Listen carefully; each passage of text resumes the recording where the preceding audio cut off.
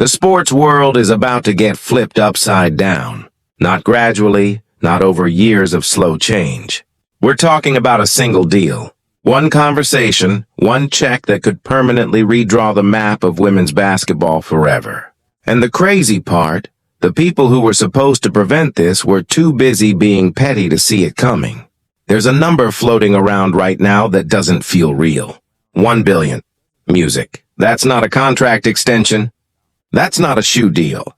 That's not a signing bonus buried in fine print.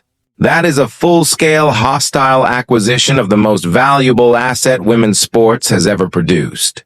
And according to reports circulating across the sports media landscape, reports music that Stephen A. Smith himself addressed on live national television, the Saudi Public Investment Fund has Caitlin Clark in their crosshairs, not as a player, as a franchise, as an empire. And they want Sophie Cunningham standing right next to her when they build it. The WNBA had every opportunity to make this moment impossible. Instead, music, they handed the Saudis the blueprint, the motivation, and the open door. What happens next will define women's basketball for the next 50 years, and the league has nobody to blame but itself. Before we get into the billion-dollar offer, we need to sit with the number that made it inevitable. $76,000. That's what Caitlin Clark earned in her first year as a professional basketball player. $76,000 for the woman who single-handedly dragged the WNBA out of a 27-year financial hole and placed it directly in front of millions of brand-new eyeballs. Let that sink in for a second.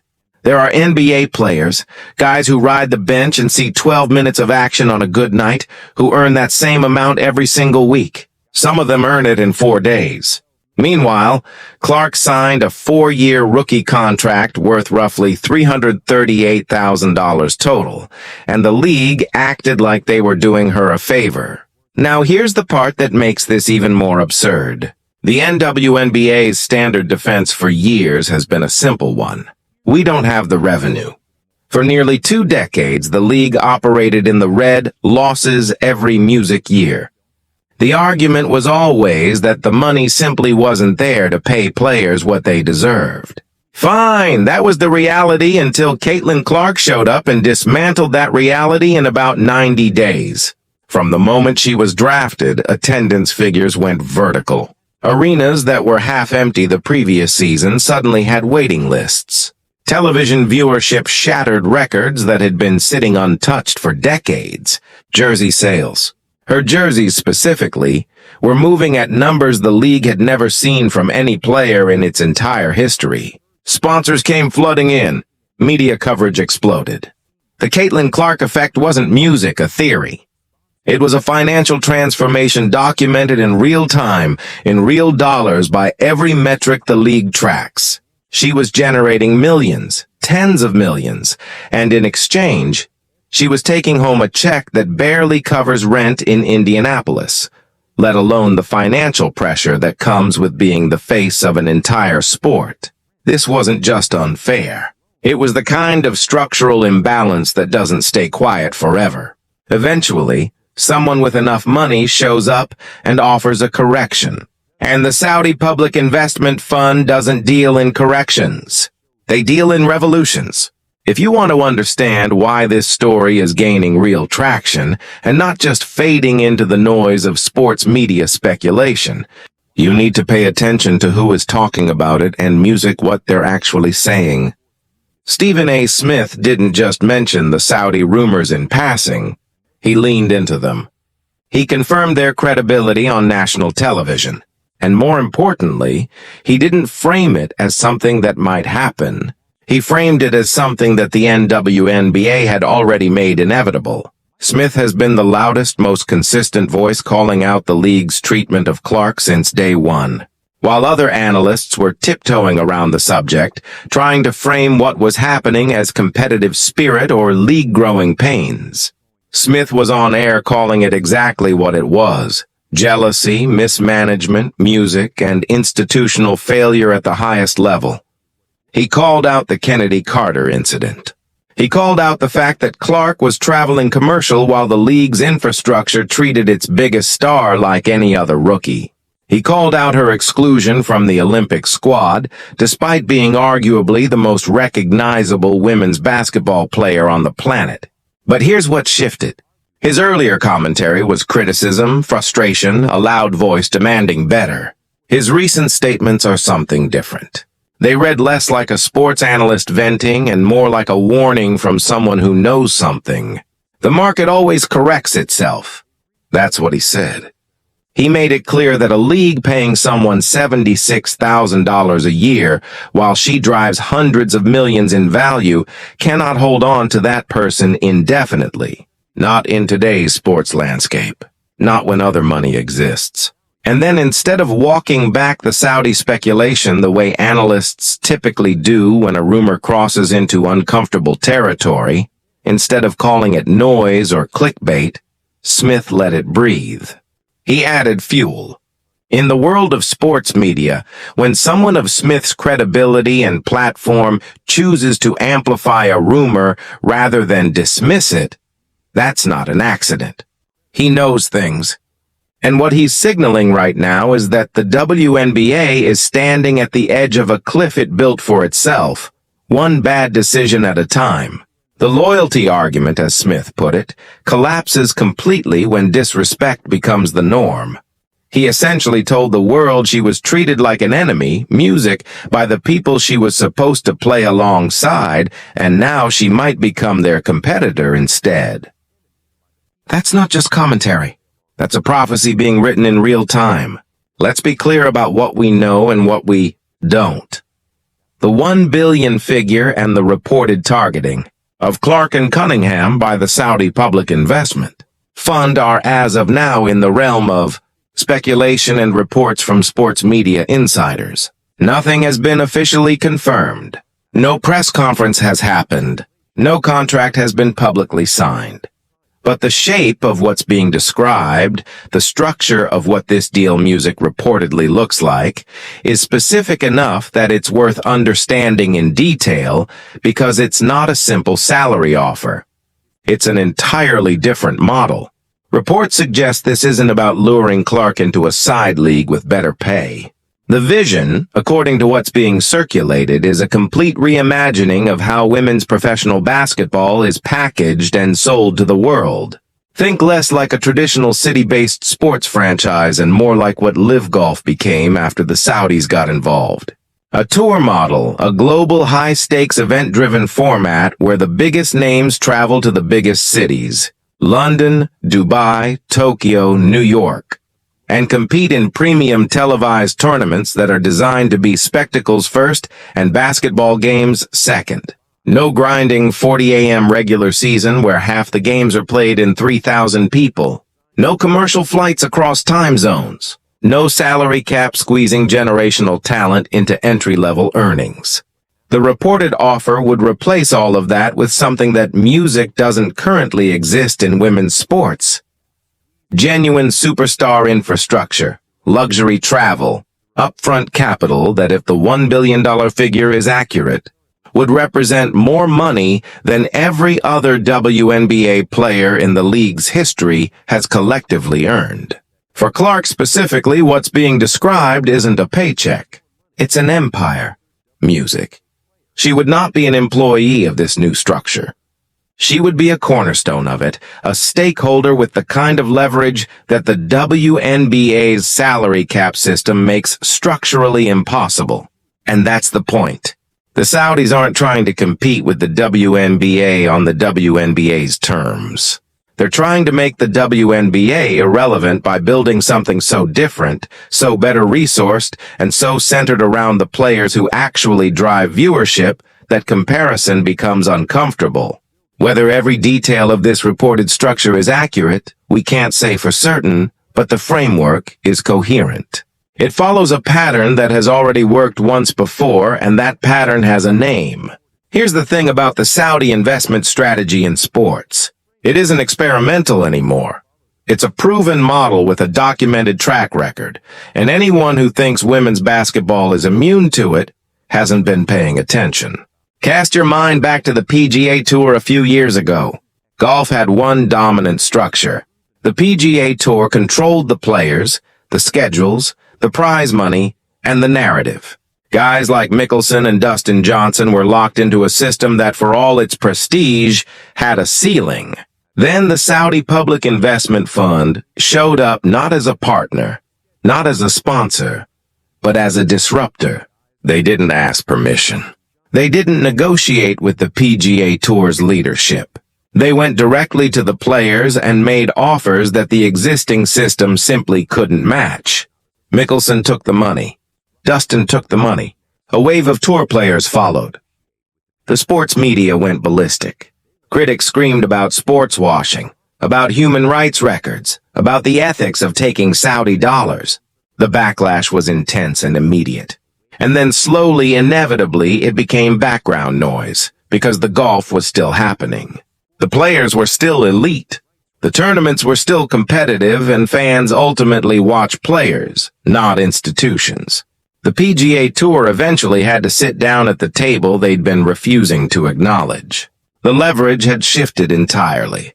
The Saudis hadn't beaten the PGA Tour in a negotiation.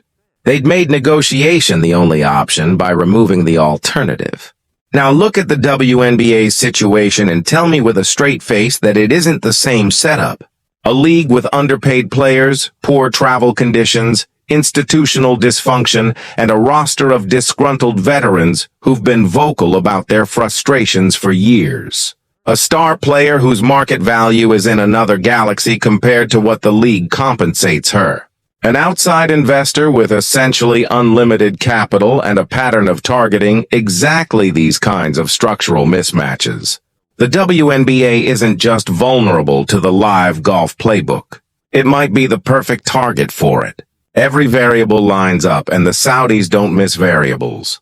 When rumors first surfaced that Sophie Cunningham was the second name on the Saudi target list alongside Clark, a lot of people raised an eyebrow. Music. Why not Brianna Stewart? Why not Asia Wilson? Both are multiple-time MVPs. Both are globally recognized. Both have championship pedigrees that Cunningham doesn't match on paper.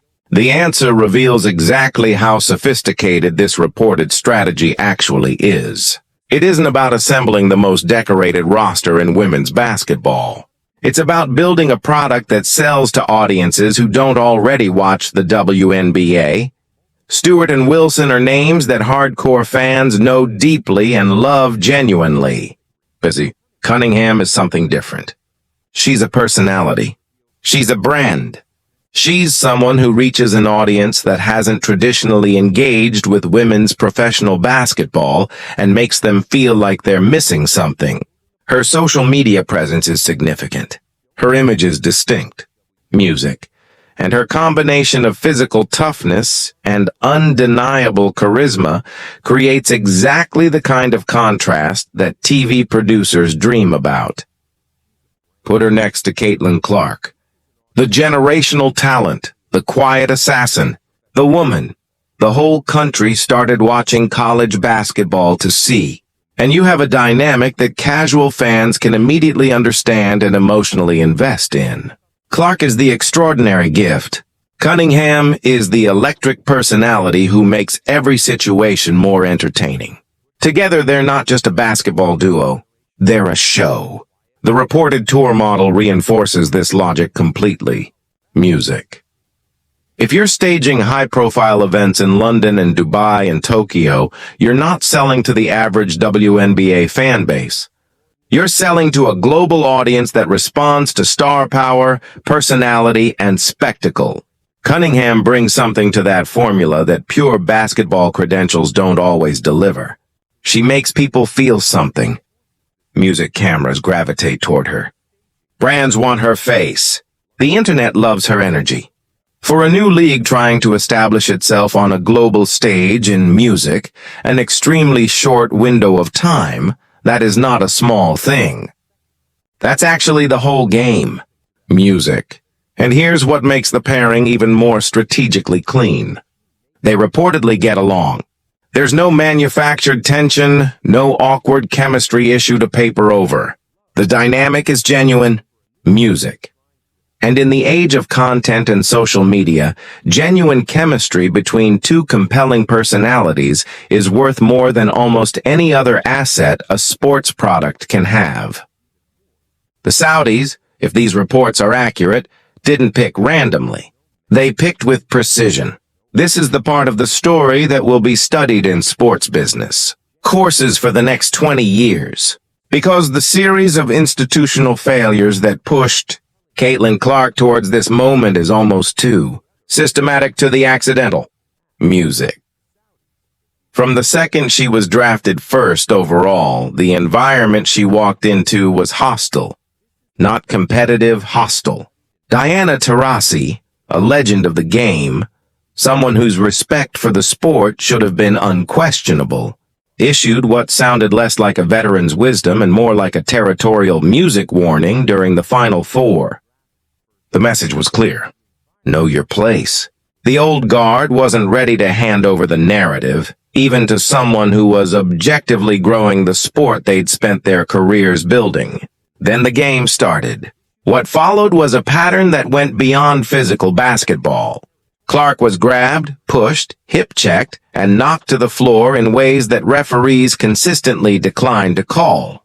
The Kennedy Carter incident became a flashpoint because it was so visible and so blatant.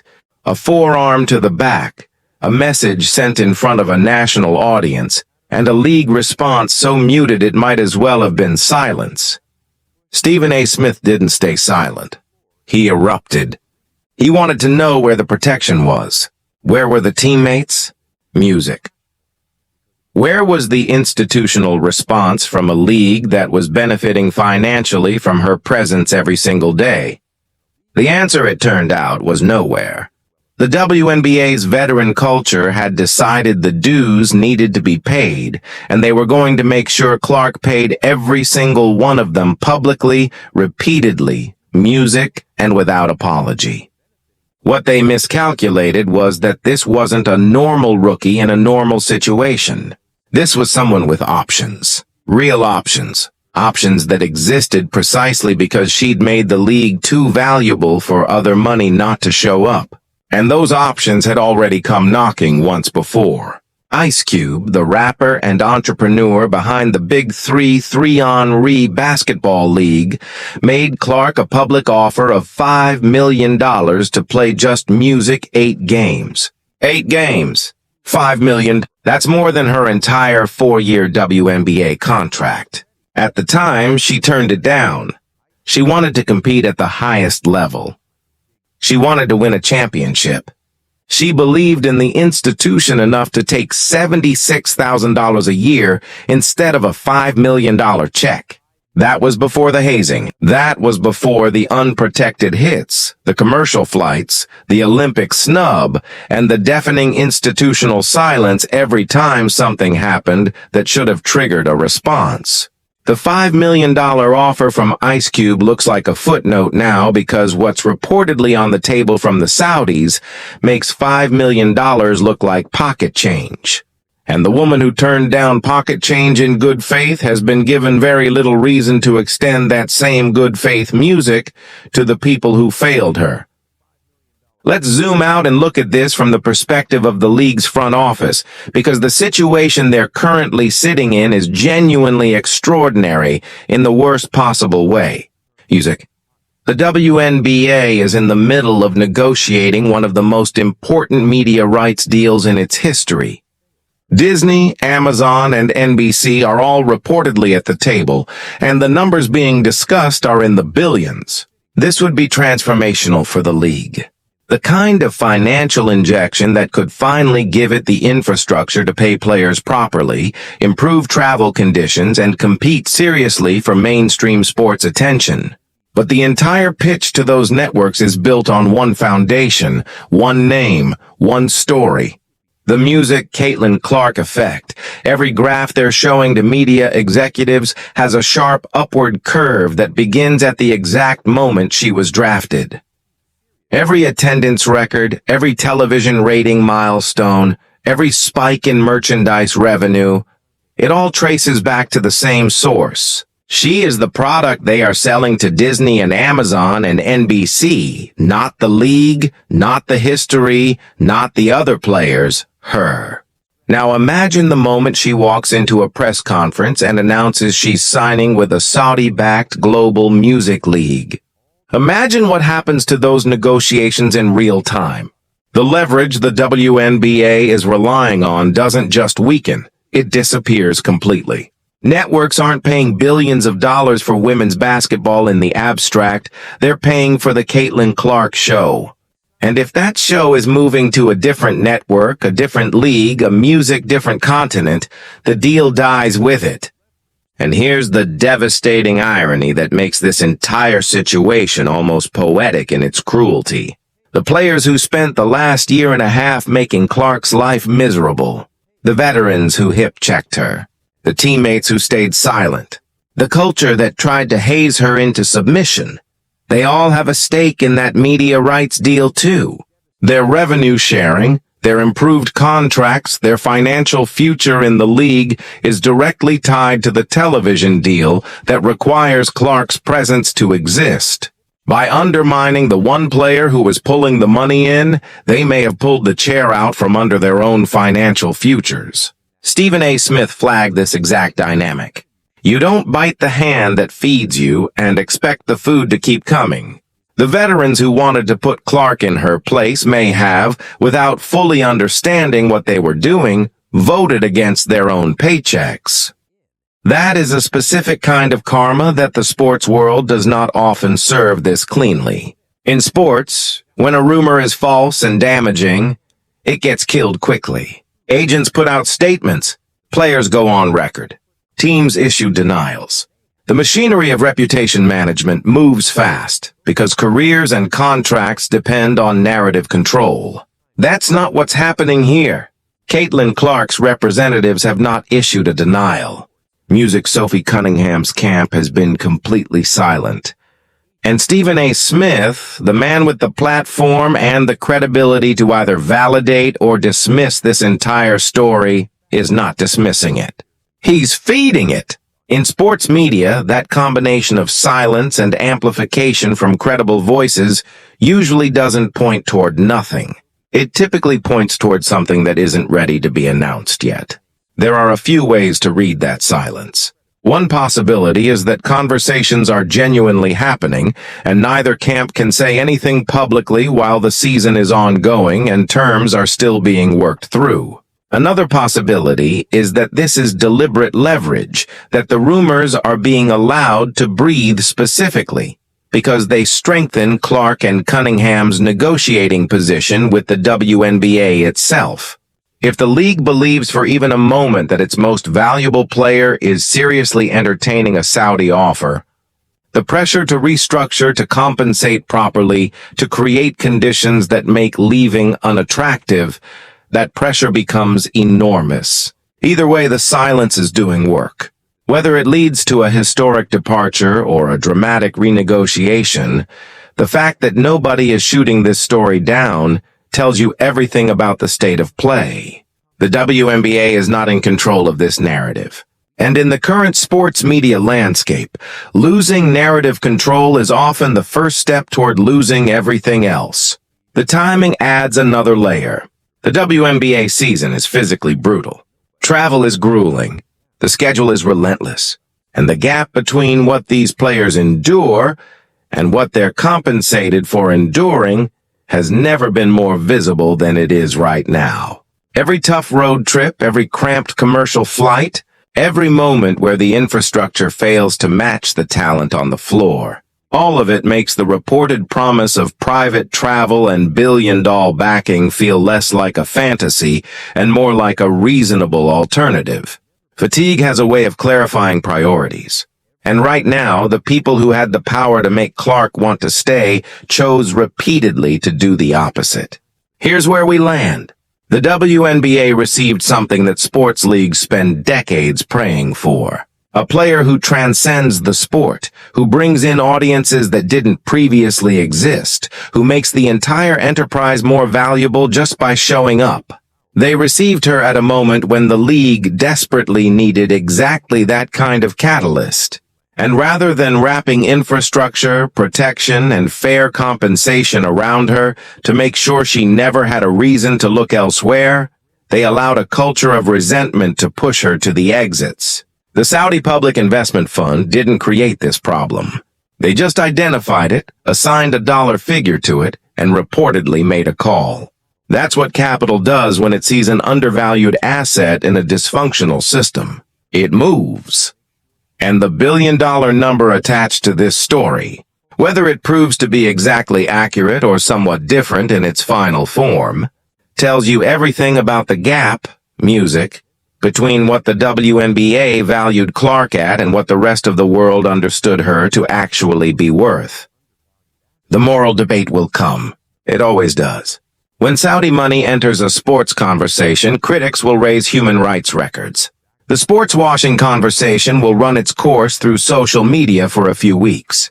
But if Leave Golf and Ronaldo's Saudi move taught us anything, it's that fans follow the talent, not the institution. People will watch Caitlin Clark play basketball regardless of what banner she's playing under. The moral outrage has a shelf life. The generational talent does not. What's at stake right now isn't just one player's contract. It's the entire future of women's professional basketball in America. If Clark leaves, the WNBA survives, but it survives as a diminished version of what it was becoming. The television deal shrinks. The momentum stalls.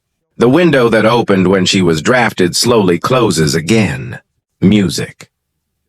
And somewhere in a boardroom with a view that costs more than a WNBA career, a group of investors will be watching every moment of it, knowing they were right about the value of what the league threw away. The Sophie and Caitlin era of women's basketball might be coming. The question is simply which league gets to host it. Would you keep watching the WNBA if Clark and Cunningham walked, or would you follow them to whatever league signs?